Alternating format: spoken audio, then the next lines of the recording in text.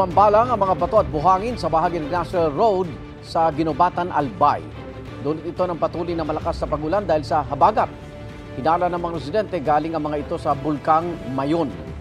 Nagsagawa naman ang mga otoridad ng clearing operation sa lugar at sinusuri pa ng Philippine Institute of Volcanology and Seismology o PHIVOLCS kung nagmula nga sa bulkan ang mga bato at buhangin. Sa Legazpi City naman, ni-rescue ang mga residenteng natrap sa kanilang bahay dahil sa baha. Ang ilang bahay naman sa Del Gallego, Camarines Sur, inabot din ang malalakas na hampas ng alon. Nasira rin ang ilang bangka.